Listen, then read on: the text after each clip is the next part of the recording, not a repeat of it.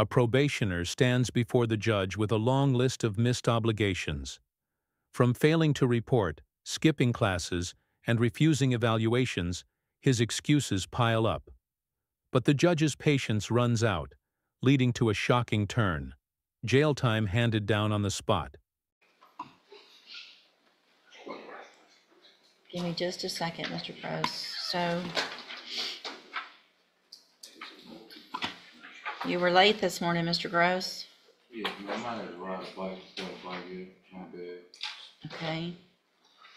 So, probation sent me over an administrative hearing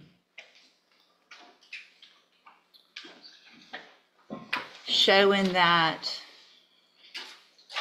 you had failed to report twice in August and then again in December, that you weren't working and giving proof of that, that you're behind in your community service, that you didn't take the defensive driving course yet, that you did not complete the psychological evaluation so that we could figure out what, if any, tools, so we could figure out what, if anything, you need to be successful on probation.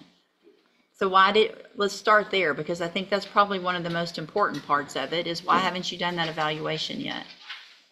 I got an ill mom, like, she, we need help around the house and stuff like that. You're not going to be able to help her if you're in prison, are you? Okay, so you have to do your probation no matter what. That's not an excuse, and I won't take that as an excuse.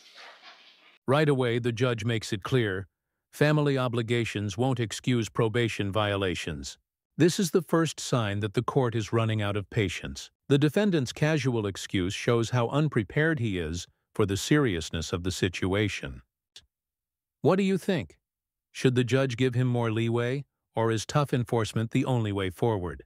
You can make an appointment. You're going to get that evaluation done within the next 2 weeks, or I'm asking them to file a motion to revoke your probation. It's that simple. 2 weeks. 2 weeks to get the evaluation done. If you're not working, you should be doing community service every single week. Excuse me, man. How many months or days I can be doing in the county for clear this charge? It's not a county case, it's a felony. So here's what you're charged with: the state jail felony offense of evading arrest or detention with previous convictions. And so if you don't want to be on probation, then they can file a motion to revoke. They have enough here to revoke your probation. But why wouldn't you want to just, I mean, you don't want to go to state jail prison, do you? It's just too much.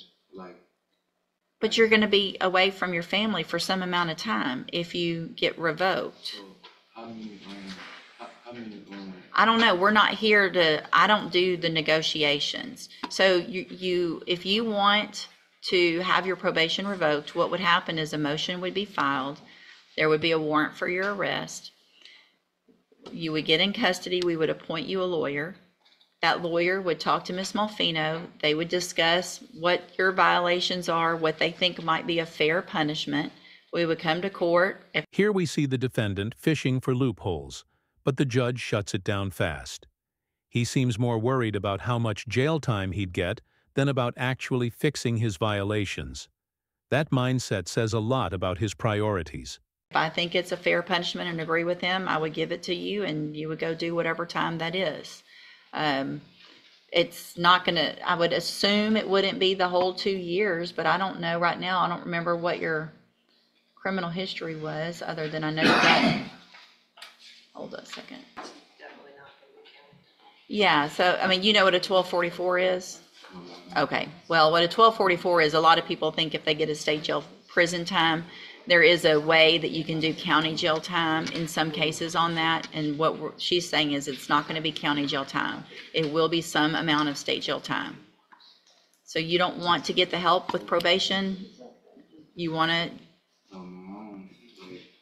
It's too much, man.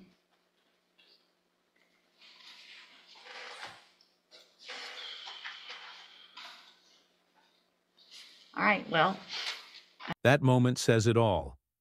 Instead of fighting to stay on probation, Mr. Gross seems overwhelmed and ready to give up. The courtroom tension rises because the judge sees a man unwilling to take responsibility. If you were in his shoes, would you push through probation or throw in the towel? I don't know that.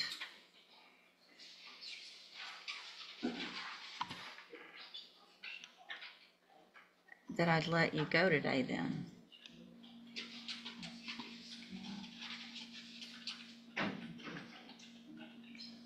Have there been any issues with drug use?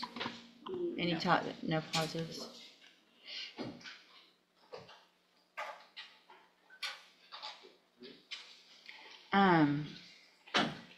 How quickly can y'all get that done?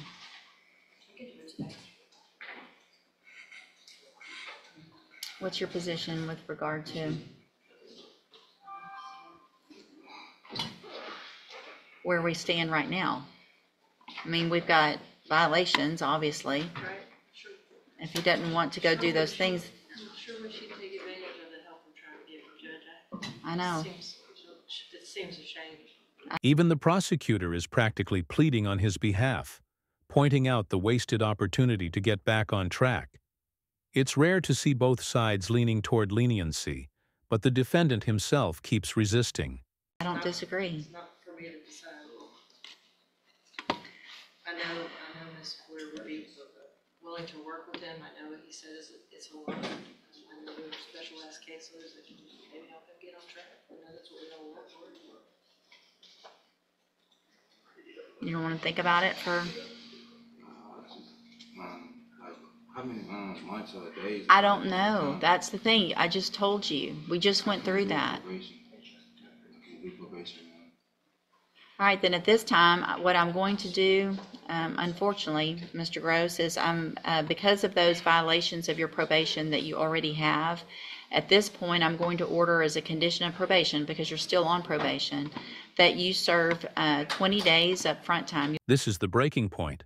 The judge delivers a short jail term as both punishment and a wake-up call. She's balancing fairness with accountability, but it's clear she no longer trusts him to follow rules on his own. You'll go into custody today. That'll give the state time to get that motion to revoke filed. You'll get credit for the time that you're sitting, but I'm not going to let you go today and possibly do something else that you're not supposed to do while you're on probation. So you can go back with the bailiff.